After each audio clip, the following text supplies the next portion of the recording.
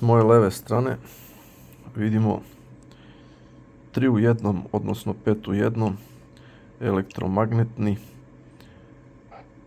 i RF detektor zračenja.